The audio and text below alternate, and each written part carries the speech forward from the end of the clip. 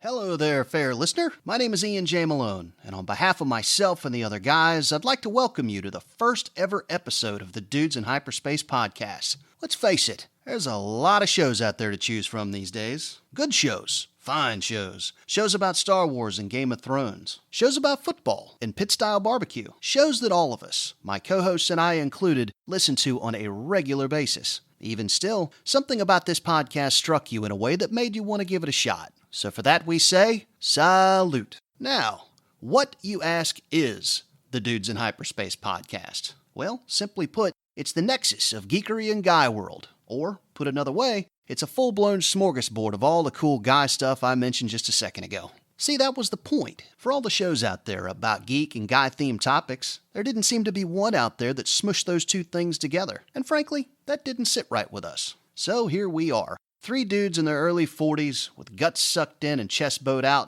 ready to rise up and make right what once went wrong. Quick sidebar. Is that to say the women folks aren't welcome at this little party of ours? Not on your life. Ladies, if you dig lightsabers and broadswords, or craft beer and baseball as much as we do, then not only do we want you here, but my co-hosts and I stand primed and ready to celebrate the unicorn awesomeness that you represent. Good on ya, we say. So, with that bit of housekeeping out of the way, and without further ado, I give to you Episode 1 of the Dudes in Hyperspace podcast. We hope you enjoy it, but if you don't, keep that little nugget to yourself, will you? Onboard computer synchronization. Now entering the nexus of geekery and guy world. In 3, 2, 1, mark. Hello, IT? Have you tried turning it off and on again? This is the Dudes in Hyperspace podcast, a service of Shark Flight Publishing. Ladies and gentlemen, boys and girls, children of all ages, welcome to the first ever episode of the Dudes in Hyperspace podcast. I am your host, Ian J. Malone, joined as always by my co-host, Dave Daniels, Scott Esther. We're going to get to those guys here in just a second, but before we go any further, thank you so much for checking out our podcast. We really appreciate it. We hope you enjoy it. Like we said in the opener, the whole point of this is just to smush a bunch of cool stuff together, whether it's geek stuff, whether it's guy stuff, we love it all. And frankly, we wanted a show that loved it all just as much as we do. So if you want to check us out online, we are there in all the usual places. You can find us on the web at dudesinhyperspace.com. We're on Twitter at the HyperDudes. We're also on Facebook, so you can check us out there. And we welcome your comments, welcome your feedbacks. If you want to email us, you can do that too at dudesinhyperspace@gmail.com. For future reference, we will have listener question segments, so we'll give you details as we move along on how you can get involved in that. But before we go any further, let's meet the dude, shall we? I'd like to introduce a couple of good friends of mine that I have known for a long time.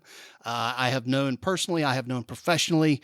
Good guys, sharp guys. Happy to have them along on the show. Fellas, how we doing this evening?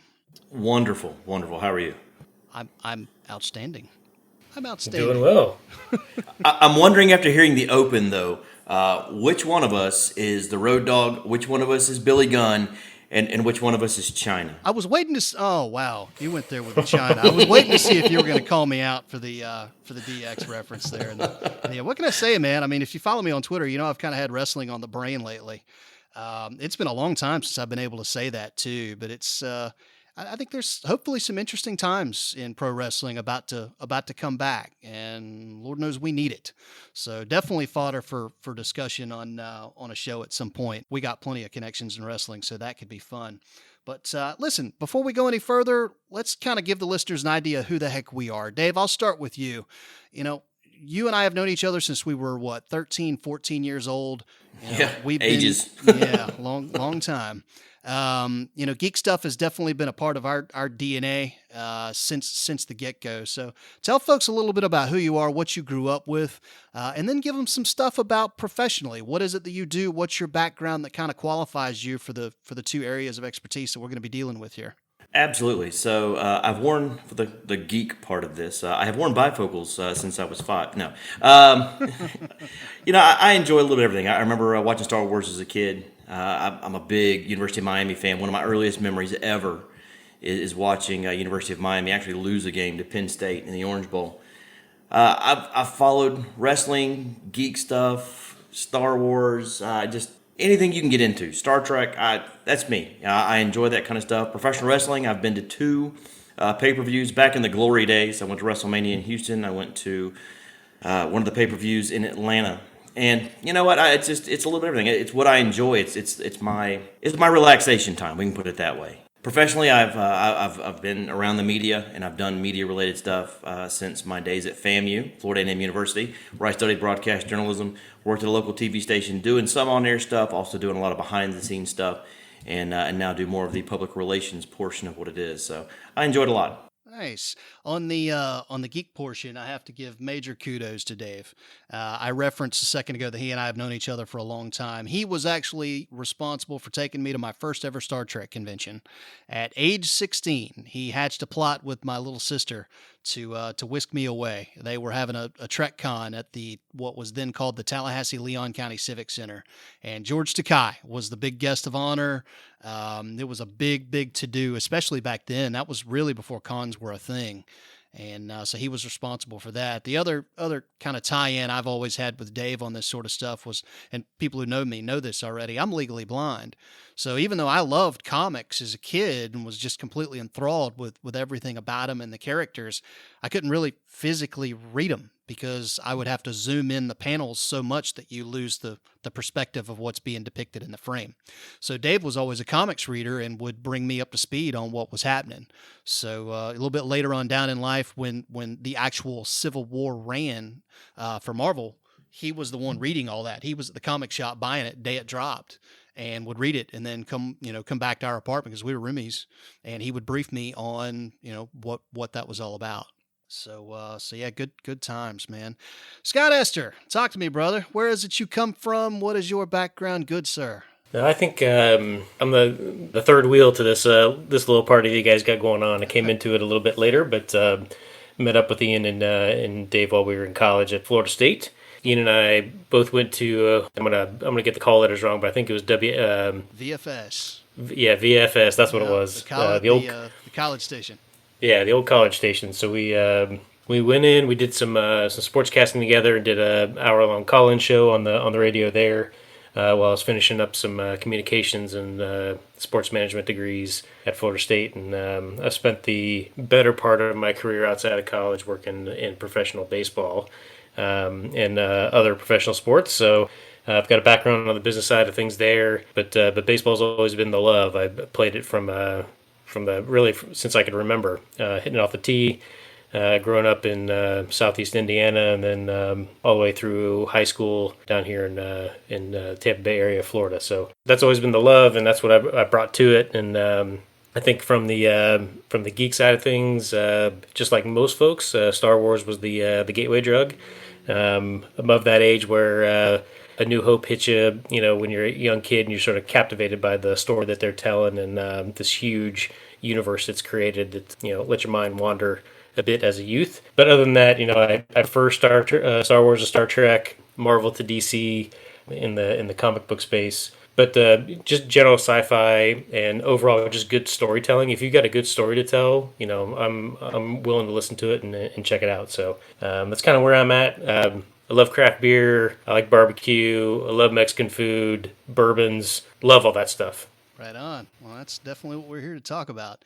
And we've kind of talked about this a little bit off air. I think the nice thing about this crew that we have assembled here is everybody really does bring a unique perspective and a skill set to the table. So, Scott alluded to this a second ago.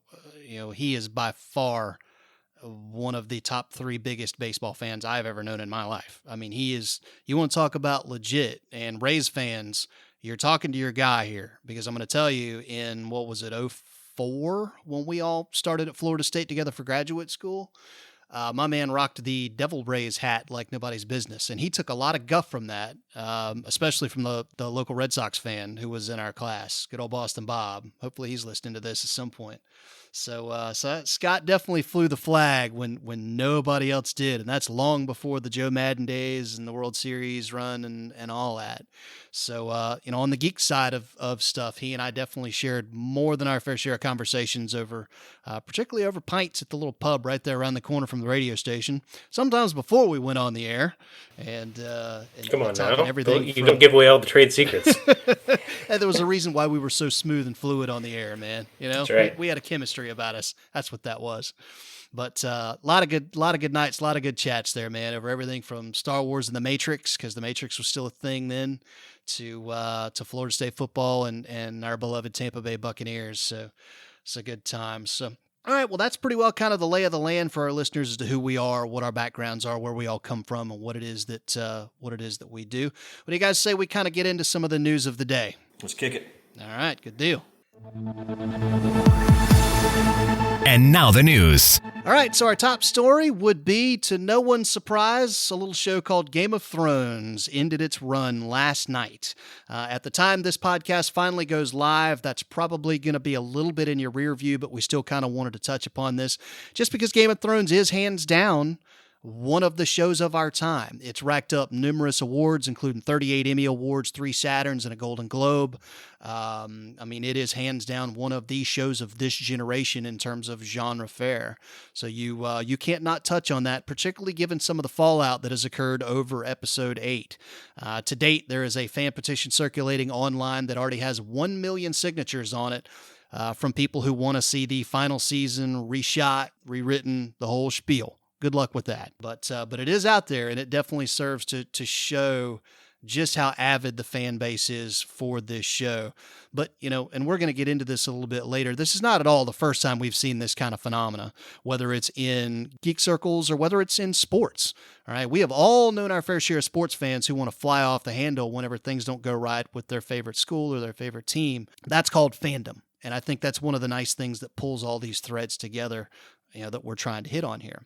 So that's our top story. Coming up very, very close second behind this, and this is still, I guess, technically a developing story.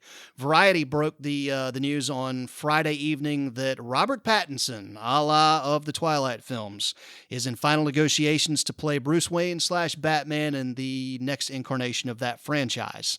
It's going to be directed by Matt Reeves of the Planet of the Apes franchise and is currently set for a June 2021 release.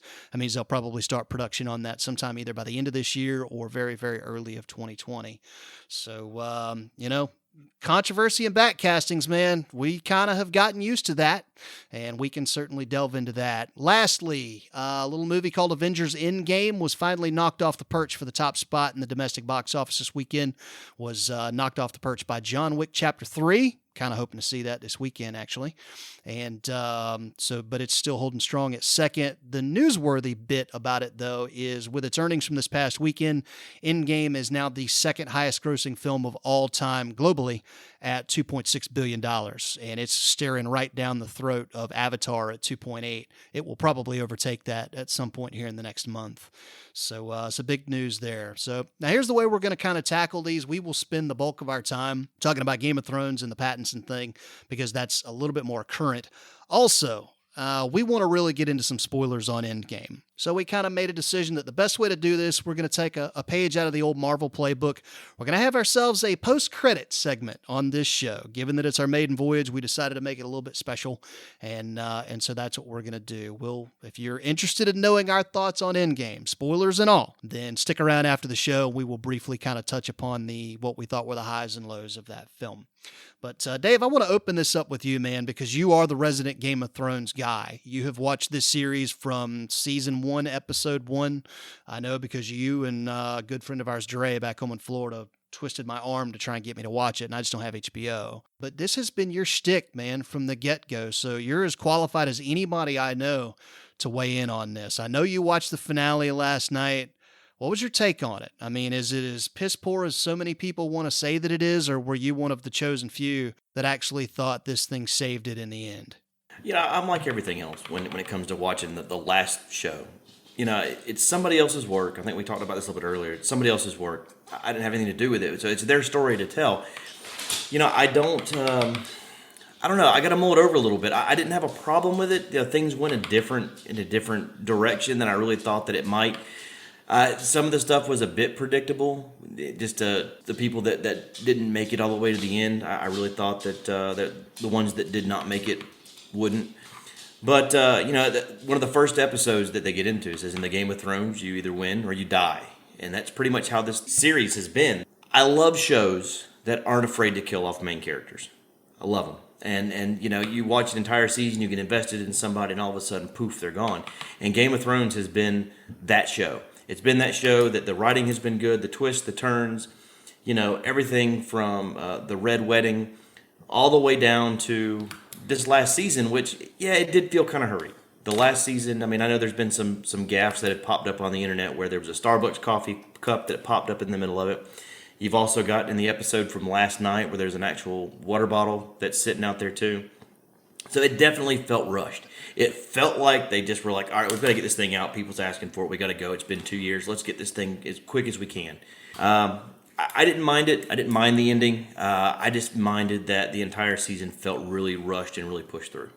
As far as story arcs go, were you pretty happy with the way everything went, or do you think that the big rub that everyone has with it just has to do with the episode number? I guess what I'm asking is, had they taken more episodes, had they, given it 12, 13 episodes to really let it play out, do you think that would have changed anything, or do you think fans would have still been pissed off about the way this thing went down?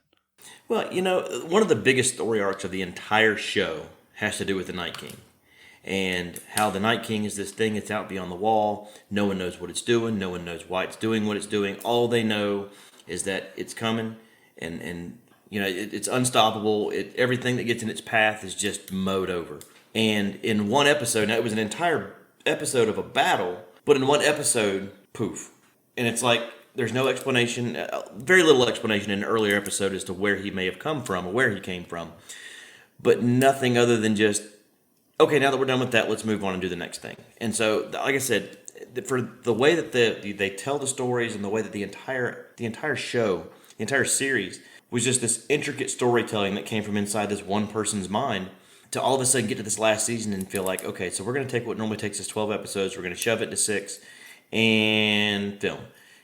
It really felt rushed, and that was my biggest issue with it. There were some great moments. The cinematography on this is ridiculous. There was a scene last night that while I was watching, it was like, oh man, where Daenerys Targaryen's walking out. I'm not giving away anything, but Daenerys Targaryen's walking out to greet the throngs in front of her, and the dragon's taking off. And as she walks out, the dragon spreads its wings out behind her and then takes off. And it looks like it's coming from her until the dragon goes off. And it's just amazing cinematography and how they created all these worlds through CGI. But again, it felt rushed. The last season just felt like, okay, we have to get this done now. Let's go. And it showed through, I think, with some of the stuff like the coffee cup and the water bottle. It's going to be interesting to see how this is not the first time a beloved show has failed to land the plane. Whether you're talking about genre shows or whether you're talking about just television at large or movies at large, this isn't the first time they've, crapped the bed, so to speak, in order to try and close something out. I can think of, 3 right off the top of my head that I felt like really screwed the pooch. Naturally Lost is the first one that's going to come to mind. I watched that from the pilot and got to the end and wanted to punch my own face. I never, there have been a lot of shows that I thoroughly enjoyed and I've gone back and I've rewatched over and over again just to see, I bet I missed something, and I bet they, kind of tipped their hand to this back 3 episodes ago and I didn't catch it because I was too roped in on this or that. And I want to go back and see those things. After Lost, I was checked out. I was like, you guys stole enough time from me to give me that. I'm done. And I've never gone back and watched another episode. Star Trek Enterprise was another one that as a Trek fan, that was kind of the redheaded stepchild of the Star Trek franchise for a lot of folks. I liked it just because I liked a lot of the characters who were on there, and I really liked Scott Bakula as the captain of that particular crew. But the last really 3 or 4 episodes on that one leading up to the finale left much to be desired, and the finale just downright sucked. And then the last one that comes to mind was Smallville. We waited, and Dave, that was another one, man, we used to pile up in my house. Mm-hmm. I would record episodes on VCR because DVRs weren't out then, dating myself again. And we'd come over and hang out and drink beer and watch Smallville because we both grew up as Superman fans. And that was a big deal. And you waited and waited and waited, and they got down to season 10 and then just gave you that god-awful monstrosity of a closeout. That was one of those ones that it just felt like they didn't really care. Like, we got to end this. Let's all get hammered, throw some darts, and figure out what we're going to do here, and that's going to be the finale. Oh, and then, there was a show called The Sopranos, and that really pissed some people off, too, when they ended that one. You know what, though? I didn't have a problem with The Sopranos. It really left you thinking, what's going to happen? You get to the end of that, it's the diner scene, everyone's there, you're watching Meadow try to park the car, and he's watching, he's looking at everything, and it pops to black. And I remember thinking, oh my gosh, my cable went out at the wrong time. But, it leaves it open to interpretation to a certain extent. So really, you could have it end in your head however you wanted to. If people wanted to be upset about someone else telling a story, they kind of left it open. You can decide what you wanted to do with it. I hated that. That's not my job to finish your story, man. Be a man. Tell me the end of your story. Don't leave that. I will go to my grave saying that's a cheap out. That's a cheap out. Scott, what do you got for me, man? You think of any shows that ticked you off over the years that you didn't get the ending you wanted? To me, Seinfeld was one of those shows that left you with a ending. Yeah. It was more like they were masters at telling a story for over 30 minutes and weaving 3 or 4 different storylines together and then bringing it all back together at the end for that one big laugh. And the series finale just felt like we're going to do our 100th anniversary show, and so here's all the clips that we played from before, and they brought back all the characters that made the show iconic, and but it just made you feel like, really, that's how we're going to end it. There wasn't anything funny about it. I didn't find it ironic. It was just kind of like, oh, all right, well, I guess Jerry's done, so we're going to move on. So I didn't particularly care for that one as much. I was working in radio whenever that one came to a close, and I was never a big Seinfeld guy. I've taken a bunch of guff for that over the years. As you should. Yeah, I know, and it's a good bit of that has come from you too, sir. Every person I've ever known who watched Seinfeld hated the end of that show. Some with more fervor than others, but everybody I know who watched the end of that didn't like it, didn't get it, didn't care to get it. They didn't want anything to do with it. They didn't like it. Yeah, and I haven't met anybody who even tried to defend it. Yep. There was, it's not even like, I didn't care for it, but I could see they were trying to do X, Y, Z. Yeah. Like, no, not even that. There was no buts. There was no, defending it at all. It was just kind of like, nope, they just missed the mark. Yeah. And with Seinfeld, they took a show that was about nothing. In the last 2 episodes, they made it about something. Yeah. Right. They completely changed what the show was about. I'll tell you though, and I don't know if Scott ever watched this or not, but the show that I had the biggest problem with the ending was Dexter. Yeah. Holy crap. It's so, the storytelling, the acting is so great. You get towards the end of that season, and it's always during the show on the edge of getting caught. You get to the end of it, and you're like, all right, we have our ending. He had to bury his sister. He sailed off into the hurricane, and that's it. And then they come back, and he's a freaking lumberjack. Yeah. Yeah. Okay. Well, thanks. Again, it was kind of like when you listen to a lot of people in sketch comedy, they always talk about how it's very tough to get out of a sketch. You can get into it pretty easy. The joke, the jokes come and they show up, and then they roll and they roll and they roll. And then all of a sudden you're like, okay, so how do we end this thing? And I feel like there's just a lot of television series that, they get greenlit, they're popular, people, get behind them. There's some network executives or higher ups that say, yep, this is good, we're going to do another season. And they don't really take account that at some point you're going to have to land the plane. And they never really get around to that. They just think, okay, well, we're just going to keep flying. But the story fuel runs out at some point. And you can't continue to put, some characters in some of these situations, and then all of a sudden it's like, well, how do we wrap this up? Like, well, we could kill everybody, we could make it a dream, it's some sort of cliche out to end the series. And so I've never had to do it, so it's hard for me to spend too much time blasting folks for not creating something that would fit an ideal that they don't know I have. But it's got to be tough because it doesn't seem to ever get right, if that makes sense. No, I think that makes total sense. I did want to ask you guys, what was your take on the fan fallout from all of that? I'm all for people being passionate about their shows. Lord knows I have been in the past. When I walked out of the theater from Star Trek Into Darkness, I was ready to kill somebody. But I got better things to do than to sign a petition, man. That's just me. Yeah, I think when you look at it, most of those people that get upset about it, and they take to the social medias to post their displeasure, and then they want to get behind this, and they've got ideas about how to change it and this kind of stuff. Most of them will never pick up a pen and paper and start writing their own series. No, most of them will never pick up a camera and try to shoot their own film or their own little TV spot. Most of them will never try to create something on their own. Right.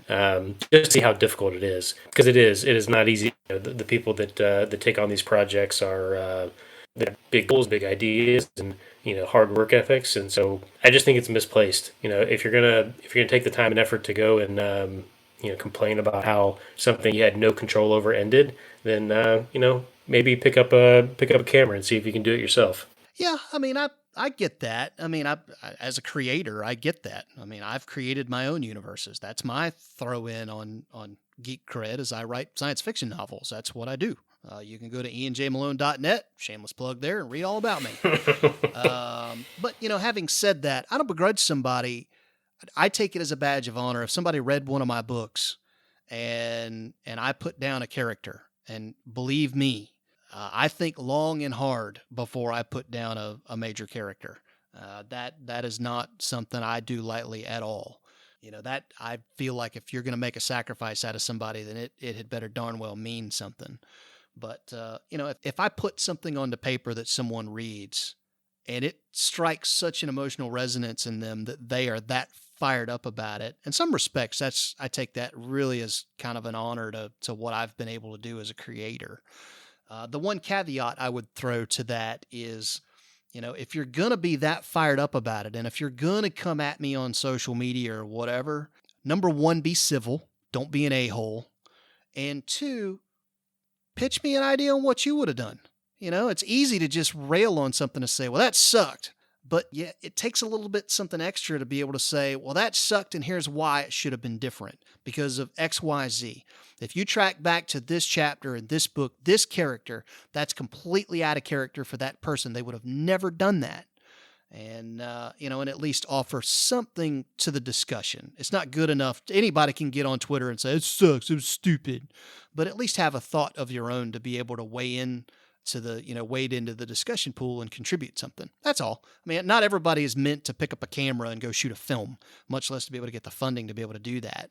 But be civil and be informed. I don't think that's too much to ask. And I'd say that to sports fans that I know. No, I agree with you there. I think my take on it is this. These aren't home movies. This isn't something that these group of people got together and they're like, we're going to make this for us. We just want to watch this on a Saturday and do it myself. And they certainly had no problem when people were going crazy over it on social media because they liked it.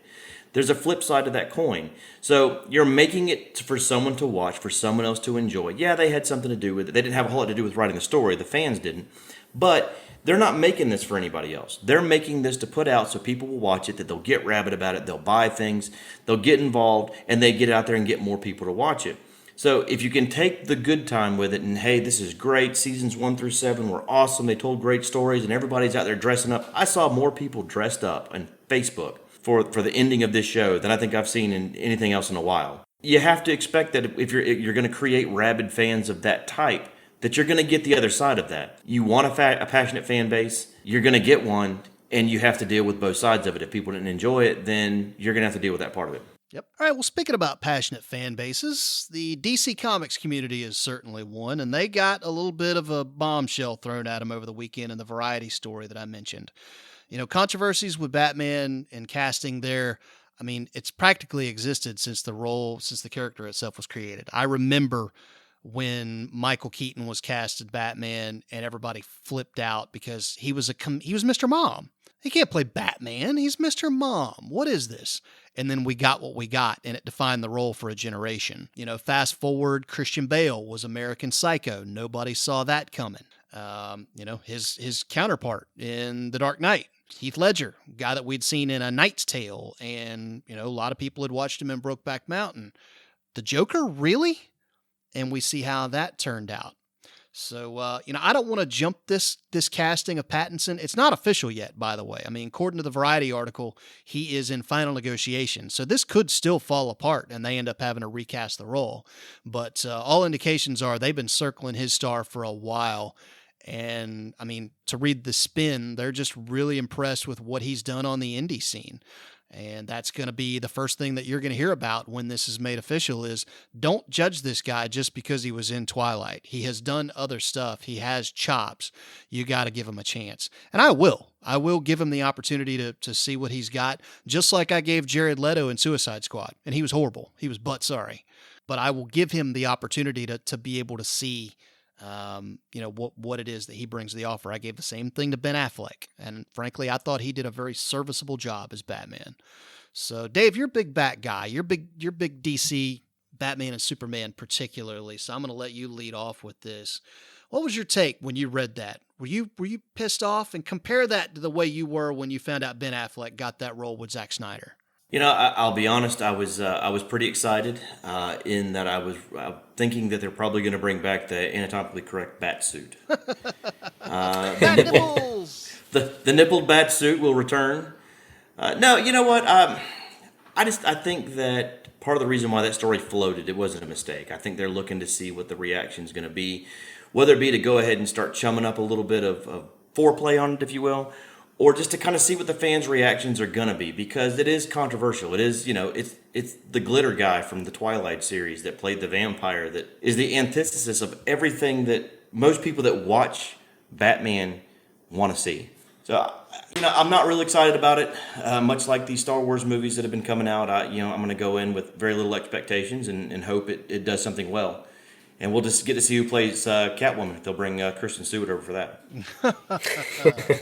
Scott, what did you think, man, when you heard the Twilight kid was potentially cast as Batman? What was your vibe on that? My first thought was, how many Batmans have we had? We've had, you run down the list, Michael Keaton, Val Kilmer, George Clooney, Ben Affleck, Christian Bale. I mean, there's just been a ton of them. So for them to go in this direction and pick a guy like this, it is what it is. To me, what ends up making the Batman story so compelling is actually the story itself. Who's the villain that he's fighting? What makes him the greatest detective ever? Get back to telling the story around that, and then that role is going to end up taking care of itself if the story's good. Right. It's very interesting that you bring that up about the greatest detective. That is what they are saying is going to make this incarnation of Batman different than what we have seen in the Nolan trilogy and what Zack Snyder tried to do with him in his films. Was they are going to strip away a lot of the glitz and glam and just make him a really good detective. That's what he has. That's what he is. He's not a superhuman. He doesn't have abilities. He has a crap load of money and a lot of moxie and know-how. And that starts with his ability to be able to solve a case. He is a master detective.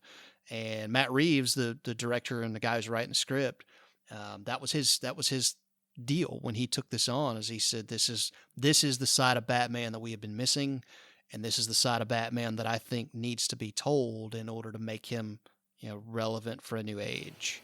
Yeah, so I think it fits. Yeah, I think it fits into the Gotham series on Fox. Is a little bit grittier.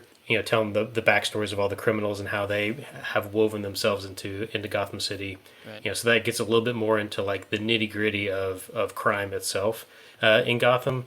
And then you couple that with the new Joker movie about him coming up, and it just seems to be a little bit more of a realistic detective story style. And then you add, let's take it the next step further and make the Batman movie that follows along the lines of he is a detective, he is a guy who's solving crime in the middle of the night. He might have some fun little toys, but let's see what he can do on sort of the crime solving case. All right, fellas. Well, I think that's pretty well going to take us to halftime. This is going to kind of be the format for this show moving forward. I want to split it into two halves, treat it like a football game. Half one, we're going to tackle kind of the geek news of the day, geek news of the week, kind of give some thoughts on that. And then half two, I want to segue into some other stuff. So as listeners kind of got from our intros, we all have a pretty strong sports background. as fans and as professionals. Scott, you worked in Major League Baseball for the better part of a decade. You're still in professional baseball now. Dave was the chief photographer, that is, for the ABC affiliate back home in Florida for a number of years. Worked tons of sporting events. Got to work with, celebrities, athletes, ESPN. He's was very well plugged into that for a very long portion of his career. I was the racing guy. And Scott remembers this about me from our time together at Florida State. And, NASCAR was very much where my heart and soul was. As a fan, I grew up born and raised college football, but professionally, I always was just really enthralled by the way that sport business works in motorsport, the relationship between sponsors and drivers and stars, how that symbiotic relationship works, I just thought was cool. And so I spent a good chunk of my career working toward being in that. So sports will be a good chunk of what we do here, particularly as we get on to college football season. I'll tell you that right now. The other stuff will definitely come. I've got a lot of craft beer up here in Raleigh-Durham where I'm at. It is my intention to try and get some of those folks on here to talk to us about what it is that they do. I'm also surrounded by barbecue in Raleigh-Durham, North Carolina, and I want me a pitmaster on here. So all of that's going to come. But shifting gears to second half, we are in an interesting time on the calendar of the National Football League. A lot of the big stuff for your offseason is now behind us. We've had the first major wave of free agency where a lot of your big stars have been taken off the board, be it by their own team or new teams moved on to new places. You've had a couple of blockbuster trades with some very big names going to new places. And we've also had the NFL draft. So I want to kind of just keep this as a macro discussion here. Dave, I'll start with you. Who were the big winners and losers this offseason, be it through the draft, be it through free agency? Who really made strides, and who do you think really needed to do some things and they just didn't pull the trigger? I'm going to say that the Cleveland Browns overall, they've done phenomenal adding talent, adding big name talent. So, you want to bring those guys in that are going to put butts in the seats, that are going to help you win games and help you sell tickets and help you sell merchandise. And they did a good job with that with OBJ. They brought in Jarvis Landry. They hit a home run so far with Baker Mayfield. Let's see how that continues to work out. And they've added so much talent. And, of course, they have several players from the best college football team ever, the University of Miami, that are playing on the team, which means that they're going to start blossoming out a little more. They're going to the talent that has been hidden within them for the last little bit. Is going to blossom out and do better. I think the team that really shot themselves in the offseason was the Jets. Yeah. The Jets came in. They fired their head coach in the offseason. They turned around. They took a head coach that my Miami Dolphins fired. And then they had their draft. They went and got a big-time running back in Le'Veon Bell. And then turned around after the draft, fired their general manager, named Gase their general manager, and they're probably going to run an offense that doesn't fit what Le'Veon Bell does well. So the Jets are always going to be the Jets, and unfortunately my Dolphins seem to always going to want to be their Dolphins. But I think those are going to be the two teams, the one that did the best for me and the one that did the worst. I was hoping the Oakland Raiders would continue to be the Oakland Raiders, but I think they did okay. They did better. So I met the first Raiders fan I've met in years at the gym the other day. I'm like, who's your team, man? He's like, I'm a Raiders fan. Like, really? Are you going to follow him to Vegas? He's like, dude, I'll follow him to Mars. I'm a Raiders fan. I'm like, man, don't meet a whole lot of you guys. Scott, what do you think, man? Who gets kudos and who do you think screwed the pooch so far this offseason? For me, the offseason, I think the Raiders did a pretty good job, picking up Antonio Brown, Trent Brown on the offensive line. You've got, the addition of a deep threat in Tyrell Williams. So I think offensively they're going to be better than they were last year. And those are some pretty key pickups. Anytime you can protect the quarterback and give him some weapons down the field, along with some of the rule changes that are going to come in the NFL, I think that gives the Raiders a little bit of an advantage on their offseason. So and again, I've never been partial to these guys, but on the other end of that, I think the Giants on the losing end of an offseason so far. I mean, they shipped out Beckham, they shipped out Vernon on the edge. Their acquisitions, not anything too crazy. I mean, they picked up an offensive lineman and Peppers out of Michigan, but come on, that's not really an offseason that you expect out of a team from New York. Yep, no, I wholly agree. Well, being up here in Durham, I've gotten pretty close with Duke athletics in my time up here. My kid plays soccer and golf and whatnot for his middle school, and they have an arrangement set up with Duke Athletics where people from the school go work concessions at Duke sporting events, and the school gets a kickback from Duke as from the profits. So that's, long story short, that's given me an opportunity to spend a lot of time on campus at Duke. I've done a number of games at Wallace Wade. I've done a number of games over at Cameron. I got to be there for Duke Carolina in March last year, which was a lot of fun. But Duke football fans, there are not a lot of them. They're particularly not a lot that are diehard. And it was interesting to be around them whenever the Giants took Daniel Jones at 6. It was eerily reminiscent of the way Florida State fans were when E.J. Manuel went 12th to the Bills a number of years ago. It was like, man, definitely. he's a great kid, and he's going to work his butt off for you, and he's got some raw talent, but it's a little bit of a reach right there, just saying. And that seems to be the prevailing feeling here. A lot of people like him. He certainly made chicken salad out of chicken crap, as the saying goes.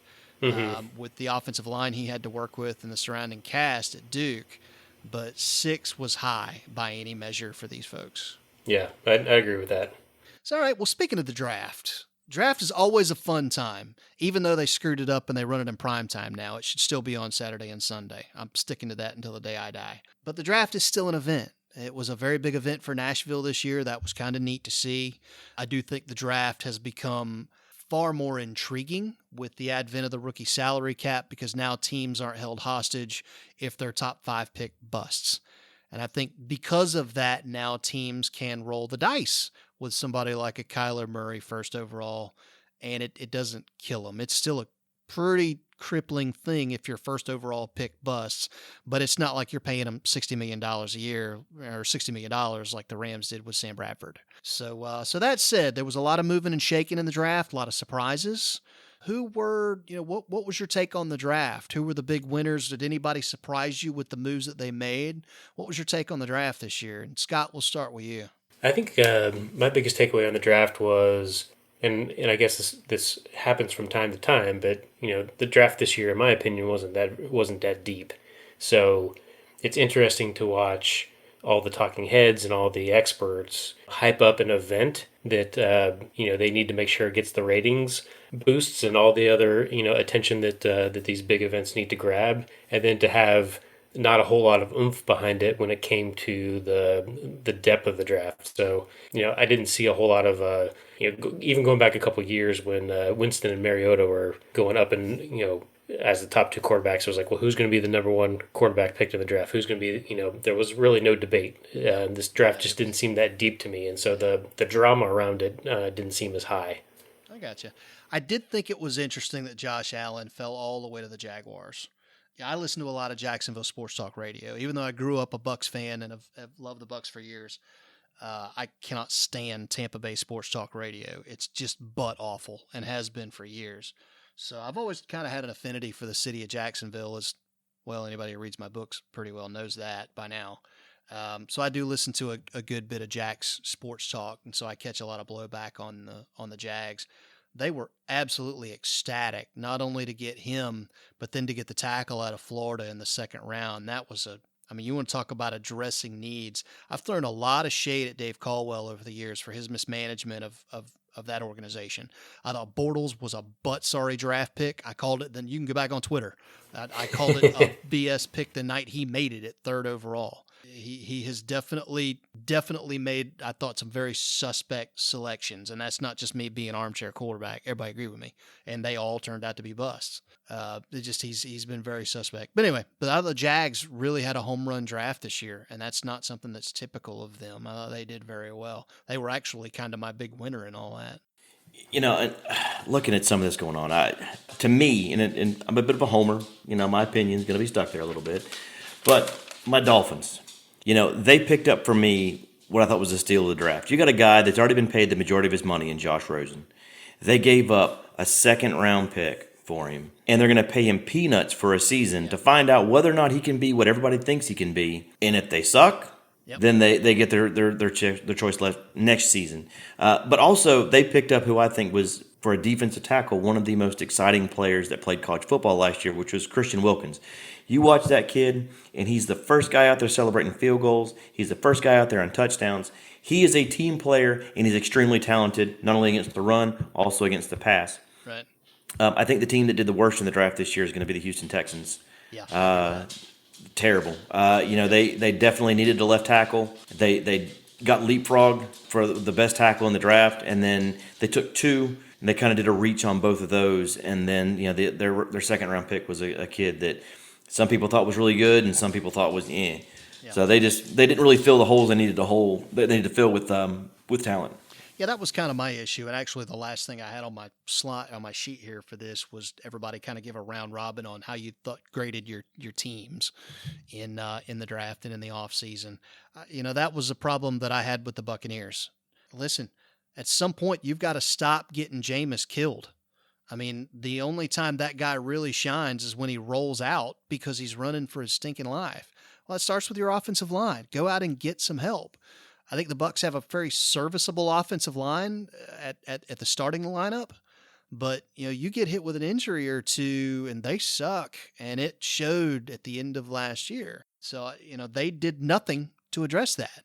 Nothing, not a thing, and they even went so far as to waste another draft pick on another kicker in the 5th round. Yeah. So speaking of GMs that I'm not really high on, I'm not a Jason Light guy. I think the Buccaneers as a whole are a pretty horribly run organization anyway, and and have been for a number of years now. And sadly, I don't see that changing as long as ownership stays the same. But Scott, you're in Tampa St. Pete. What's your take on our Buckies this offseason? It's interesting because the offensive line was an area that needed to be addressed, and I think some folks in the front office over there put on some old Bucko Bruce stuff and thought, boy, wouldn't it be great to just build a defense that, could take you right to the Super Bowl and, win the Super Bowl for you. And so they drafted, I think, 6 defensive players and a kicker this year. So it's pretty obvious where some of their holes were last year. They lost some games that they shouldn't have late, and that solely rests on the defense. They certainly weren't. They had to outscore teams because their defense certainly wasn't going to shut anybody down. So to me, they looked at the list of issues, and defense rose to the top of that list. Offensive line is probably, if that's one, this is 1A. And, to your point, when Jameis is running around, plays break down, he's able to do things with it. That's where he sort of is above average as a quarterback. But if you give him a running game, he has also proven that he can shine when the pressure for him to win the game is not on him. So That would be my take there. And also being in Tampa, I'd be remiss. You mentioned the sports talk radio down here. I'd be remiss if I didn't mention that this past week we lost Steve Dumig. Passed away. He was a staple of the sports talk radio scene, and so I'd be remiss if we didn't mention that he did pass away this past week, and thoughts are with his family and friends and his loyal listeners who enjoyed him and his thoughts on a daily basis on all things Tampa Bay sports. I think he had his finger on the pulse, and while I personally didn't always agree with his takes and his thoughts on some things, he certainly was an authority in the area when it came to the sports talk. Sure. Hubert Mizell was another one, man. I remember getting up and making my dad drive me around the corner to the Publix, around the corner from our house, so I could buy what was then the St. Petersburg Times to be able to read, commentary and whatnot from that guy. Finley is another guy that's down there that's still doing a great job. So my angst is really with DAE. I just that station's just awful. I liked him for a little while when they had John Peterson because he was a Knoll, but they, for some reason, decided to kick him to the curb, and now they're just butt sorry. So, you boys don't need to be surprised in a couple of years when Tampa takes another kicker in the draft, and that would be my 24-year-old punter at University of Miami, Lewis Headley, the Thunder from down under, 6'4", 215 pounds, and he's tatted all over. Because that doesn't say anything about what's happening in Miami right now, that the most exciting player to come through your program this offseason was a kicker. Good luck with that. He'll get to meet a lot of you coming up here pretty soon. Don't worry about it. You got a quarterback that apparently is afraid of competition and an Australian kicker who looks like he's fresh out of prison. So, that must be all the 3 and outs that we got coming our way, huh? Right. And they will be happy. He'll be happy to run down there and get the ball back. I promise. There you go. All right, well, while we're on the topic of football, that actually segues us nicely to a segment we're going to do on every show called, fittingly enough, the 2-minute drill. And basically what this is it's a rapid-fire format of questions and answers. It's very quick. And so I'm going to hit you with a question, and you're going to answer it one of 2 ways. Or I'm going to hit you with a statement, and you're going to answer it one of 2 ways. If you agree with the statement, you'll call it a score. All right? Simple enough. If you agree with it, it's a score. If you disagree with the statement, you're going to throw the flag on it. Is everybody clear on the rules? I'm good. Crystal. All right, let's get this party started. I'm your Huckleberry. Oh, yeah, I wish I had that drop right now, but I don't. Sorry, I didn't have it queued up. But what I do have is... Groovy. There you go. I'll do you one better with Bruce. The 2-minute drill. Okay, so here's the drill. You got the rules. When you answer with a score, you get Pacino. Hoo-ah! And when you throw the flag on something, you get the Wilhelm. So let's get started. Question number 1. Let's take it back to Game of Thrones. The final season of Game of Thrones will tarnish the legacy of this show moving forward. Dave, I'll start with you. What do you say? No, I'm throwing a flag.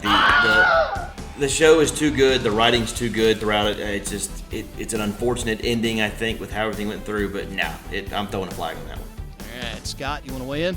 Yeah, I don't think it tarnishes it. I think you give most folks a little bit of space between the ending of the series. Give it some time. They'll have conversations with their friends about the shows, and once it gets rehashed, they'll realize that over an 8-year run, they had some pretty good times with that show. Question number 2. Scott, I'll start with you on this one. 2019 will be the year that age finally catches up with Tom Brady and the New England Patriots. I would so like to say yes, but unfortunately, I think I'm going to have to say no. Throw the flag. I think he's going to terrorize the AFC East again. Don't see a whole lot of people stepping up to take him down, so the Patriots are going to be in the mix again. You see it time and time again. Belichick is always one step ahead of the competition, and whether he does that on the level or not, that's up to interpretation. But I just think that Brady's been around long enough. Belichick has schemed long enough. They'll figure out ways to keep him safe, and he'll have another productive year as a New England Patriot. All right, Dave, what do you got, man? Is this the year age finally catches up with Brady and the Pats? God, I hope so. I'm tired of him. Yes, I'm going to say yes. All right. I'm going to call it a score, my friend. And I say that only because it looks like Gronk's not going to be playing. That was his big outlet. That was his big guy to get the ball to. They didn't really replace anything in that department. He's always got talent. I think they'll still win games, but I think that it's probably going to catch up, and they're going to be done. All right, moving on to question number 3. And Dave, I'll give you lead on this one. Ben Affleck was wasted as Batman. Yes, it's a score. Hoo-ah! They had the opportunity to do probably one of the most popular Batman storylines from the comics ever, Dark Knight Returns, because that is made for an older Batman, and they wasted it. All right, Scott, what do you say? Ben Affleck was wasted as Batman. Yeah, I think I'll agree with that. Sometimes you just got to give people more than a couple chances on something like this to get it right. I think he was just starting to come into the role a little bit, and would have liked to have seen at least 1 or 2 more outings out of that. Especially with a different director. I know everyone wants to put their own stamp on a project like that, but let's give him one more shot. All right, next question. The Cleveland Browns will make the playoffs this year. Scott, what do you say? You calling it a score or throwing a flag? I'm going to call that a score. Hoo-ah! They picked up some top playmakers, Vernon, Beckham. I mentioned it before that the Giants were part of the reason why they had a losing offseason, but they've got some things in place. I think at the quarterback position they're going to be strong coming into the second year, the sophomore season. I don't think there'll be a slump there, so I'm going to say making the playoffs. All right. Dave, what do you got for me, man? Cleveland Browns make the playoffs. I, too, will call that a score. Hoo-ah! Defense may win championships, but offense will get you to the playoffs, and I think that's what the Browns have right now. All right, last question. And Dave, I'll lead off with you. In the pantheon of breakfast poultry, talking about biscuits here, Chick-fil-A reigns supreme over McDonald's and Bojangles. Not only is that a score, that's a hat trick. If anybody says different, come find me and I'll punch you square in the nads. Scott, what do you say, man? What's your weigh in here? You agree with that or no? I tell you, I have been a long time breakfast burrito and egg McMuffin guy, but there is a Chick-fil-A right around the corner from my house, and it is tough to beat on the way to work when you smell that chicken wafting out of that Chick-fil-A from 2 blocks away. Whew, man. That is the score. Chick-fil-A nailing it right now. All right, there you go. Well, that is going to do it for this inaugural edition of 2 Minute Drill. Thanks, guys, for playing along with me on that. I appreciate it. Looking forward to drawing up some questions for our next episode. But I do think that is going to take us down to our final segment of the night, which we call the White Flag. White flag. And so, okay, here's basically the gist of the White Flag. This is how we're going to wind down every show. Each of us gets an opportunity to list 2 tops, 3 things that are on our radar coming into the next few weeks. Whether it's movies we're excited about, games we're looking forward to checking out, matchups that we're looking forward to, places that we're looking forward to going to eat, new things that we're looking to try. What is it that's on our radar here in the coming few weeks? Dave, I'll start with you, man. What's going on? Biggest thing I'm looking forward to coming out, and I'm excited about it. It's the first X-Men movie I've been excited about in a little while. Is Dark Phoenix. I think that they're going to knock it out of the park. I am going in with some expectations on it. I like it. They did well with Logan, which was really the last one that I saw that came out. Right. I'm really, really excited about that. Okay. Scott, what's on your radar, man? I just got into Stranger Things on Netflix. Right on. So the first couple episodes, a little slow for my taste. Like it to pick up a little bit, which I'm assuming it will. But I'm liking it so far. A unique story. So that's pretty good. On the sports front, we're in the final weeks before the Women's World Cup kicks off this summer. My daughter's a big youth soccer player, so looking forward to watching those matches with her this summer. And I think the U.S. has a pretty good chance of making it far into the bracket, possibly bringing home the World Cup to the United States. Nice.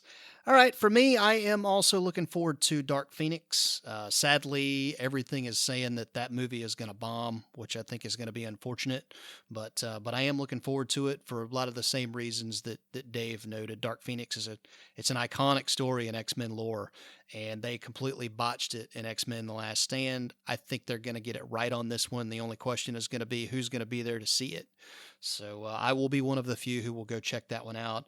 Other thing I'm looking to keep a real eye on this week in NASCAR land, much has been made about Bubba Wallace and Richard Petty Motorsports. There are no more iconic numbers in NASCAR than the number 43 and the name Petty. They are as iconic as it gets. Bubba Wallace is an amazing talent. He is a kid that NASCAR desperately needs. And part of that is because he's a black driver in NASCAR. There's a Tiger Woods element there potentially that you just can't deny. But I think, the much bigger thing that makes Bubba so unique is he's just so genuine on camera. He is a kid that when he opens his mouth, everything that comes out of him is just so starkly real that you can't not listen to him.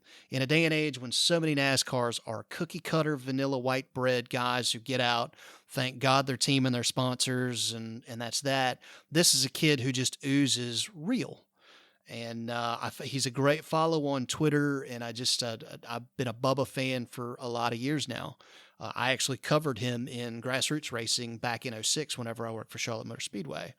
But I say all that to say there is a big announcement coming out of Richard Petty Motorsports this week before the Coca-Cola 600. So by the time this airs, by the time this podcast goes live, that announcement will have dropped. And I'm praying it's not that team is shutting down for a lack of funding. The travesty that would be is just, it's unspeakable if the 43 were to have to shutter its doors and that kid were not to get another shot at a legit cup ride in the sport of NASCAR. That's an announcement that's coming this week, and I'm really hoping that's not the case. I'm hoping they've landed some sponsorship and they're going to start competing because he put on one heck of a show at the All-Star race last weekend. So that's what's on my radar, and with that, we draw the inaugural episode of the Dudes in Hyperspace podcast to a close. Guys, I really appreciate it. Stick around with me after the end credits here. As mentioned at the top of the show, we're going to give our thoughts real quick and full of spoilers on Avengers Endgame, because we couldn't not comment on that. But in the meantime, if you enjoyed this podcast, please, please, please do us a favor, and whatever you subscribe on, whether it's Apple Podcasts, Google Play, Spotify, Stitcher, whatever, please make sure you leave it a 5-star review. That helps it get found by other people. Also, don't forget to check us out online, dudesinhyperspace.com. You've got everything you need to know about us, from our backgrounds. We've got a fan shop there if you want to buy a hat or a t-shirt, help yourself. You can also follow us on Facebook, on Twitter, at the Hyperdudes, and all of this is going to be streamed on YouTube in audio format, so you can check it there as well. Thanks again to my guys, and we will see you next time on the Dudes in Hyperspace podcast. Stick around. We got Avengers Endgame thoughts coming up in post-credits right now.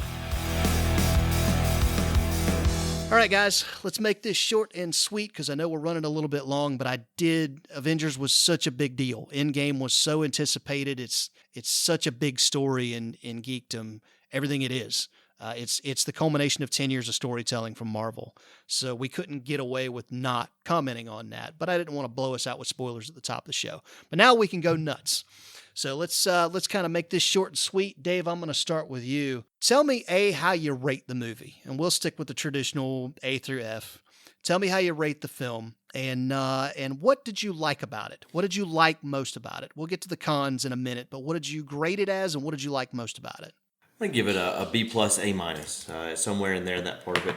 You know, I really liked, like normal, the storytelling. I mean, Robert Downey Jr., you know, you really kind of had a feeling, even though you knew he was going to make it through at the beginning of the movie, you really had the feeling of that desperation coming out, just how everything came through. Yeah. There were some forced moments, but I really enjoyed the movie overall. Okay. Scott, what'd you think? Just like my GPA, I'd give it a B. Okay. It was entertaining, probably B plus. Entertaining. I'll echo a lot of things that Dave said. Felt a little forced at times, but enjoyable. There were some chuckles in there along the way. So again, I was able to suspend my disbelief for the 3 hours, and just enjoy the movie. I'm going to echo both of you guys and go with a strong B plus myself. For all intents and purposes, I was really happy with the end that they gave the big characters. I loved the ending for Captain America.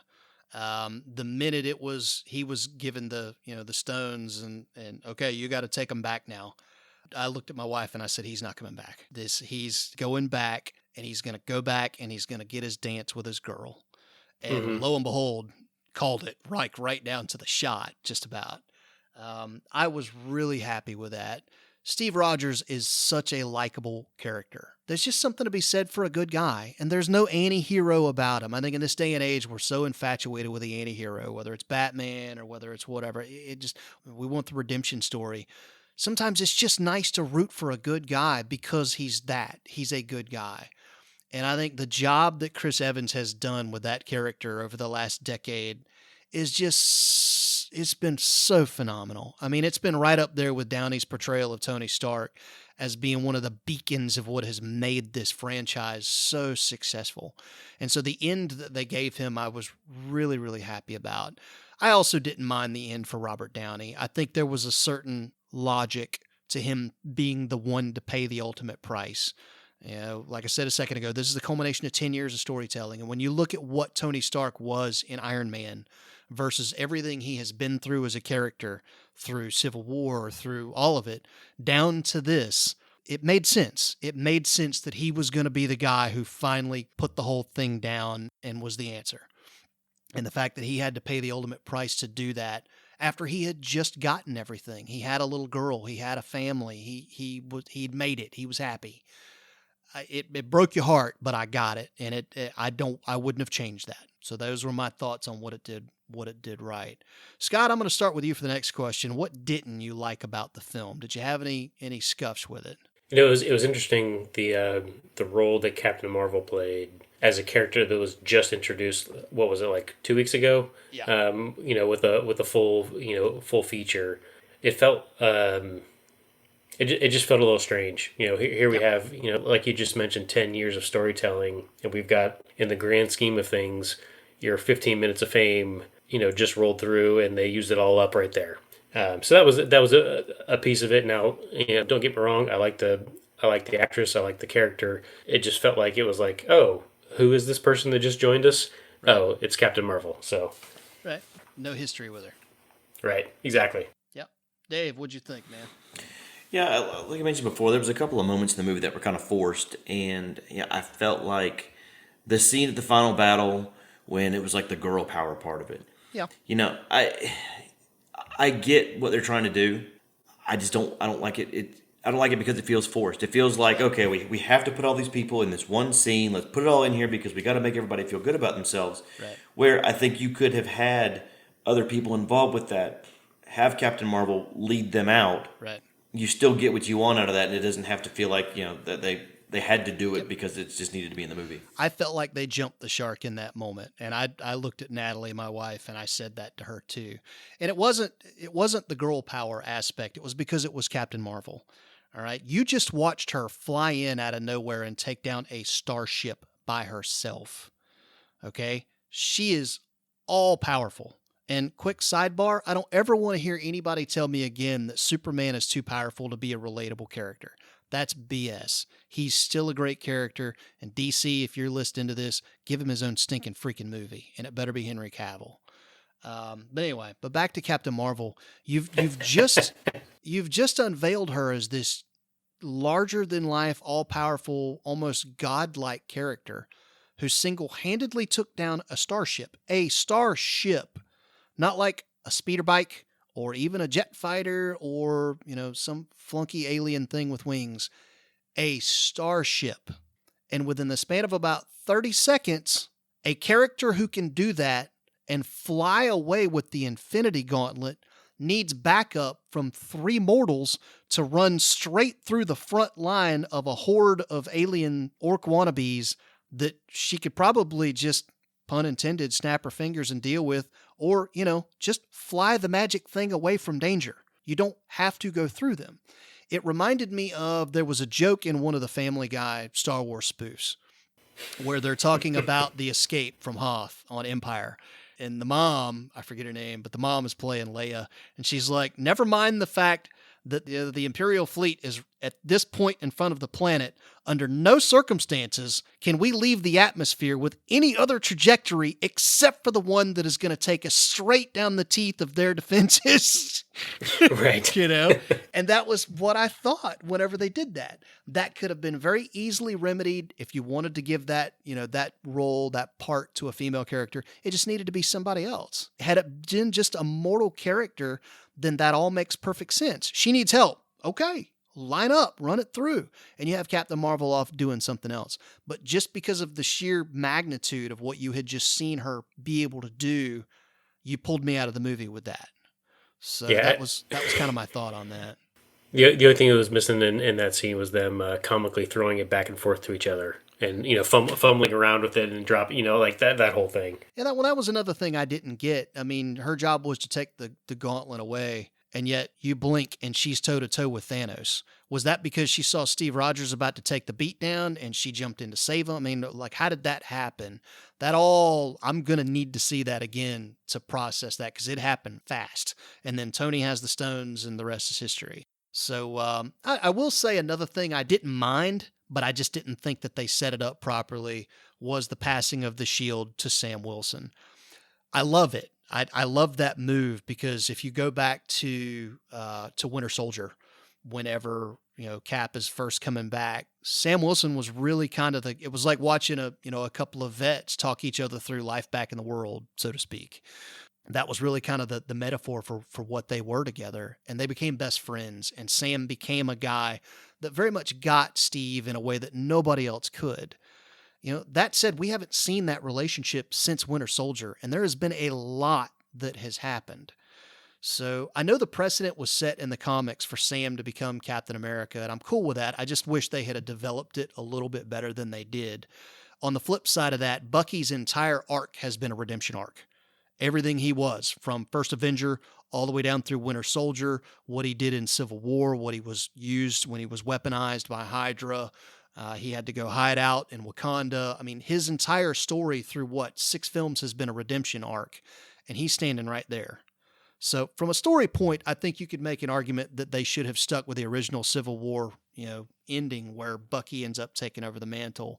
But, that's kind of splitting hairs for my money. I certainly think Sam Wilson will do a great job as Captain America, and I'll be interesting to see how they use that. I just think they should have, if that was going to be the end game, you should have kind of foreshadowed that a little bit more, and it wouldn't have felt random. Because for people who don't know the comics, nobody saw that coming, and I don't think that it was lost on a lot of people why he was the choice. And you needed to tell a little bit more about why that was. Well, and that part of it too, like you and I talked about this a little while back, where with Bucky was the original one that got that shield having to do with Civil War, but they also didn't do Civil War the way it was in the comics as well. They couldn't if they wanted to keep him in. So it's just they went a completely different route with both of those, and I don't have a problem with it. I just felt like both those things were felt a little pushed. Yeah, felt like you had 3 hours in the movie. You could have developed this just a little bit more, and it would have had a little bit more resonance to it. I mean, that's a big passing of the torch or passing of the shield. You want to be able to feel that a little bit more. So, but anyway. So where do you guys think it goes from here? So we've got Endgame. They're obviously, this isn't the end of the Marvel universe. It continues to go on, but thoughts on where they take storylines or characters from here, or did they resurrect certain characters? Do they completely reboot it? Do they start from the beginning? Like what are your thoughts? Well, I mean, the Phase 4 films have pretty well been announced so far. You got Spider-Man Far From Home coming out in August, I think it is, and that'll be a blast. You want to talk about a home run casting? Tom Holland as Peter Parker has been phenomenal. I would also tell you guys, I don't know if you had a chance to see it or not. I took my kid to go see Into the Spider-Verse. I don't know if that's out on Blu-ray yet, but if it is, grab it. It was a blast. We thoroughly enjoyed that. But yeah, Spider-Man Far From Home is on the way out. Doctor Strange 2 is already confirmed. Pretty sure Captain Marvel 2 is already confirmed. Black Panther 2 is already confirmed. I want to say there is a film coming out about a group called the Eternals. That's already confirmed. But I mean, as far as what the big arc is going to be for the next 10 years, that we don't know. Don't know what that's going to look like. I don't even know. Guardians of the Galaxy 3. Yeah, Guardians of the Galaxy 3 is coming, and that's going to be with James Gunn, which I'm happy about that. And then you've got the Thor as well. See, I don't know do they make any more standalone movies with him? Yeah, or will he show up in Guardians 3 now as a crew member on the Murano?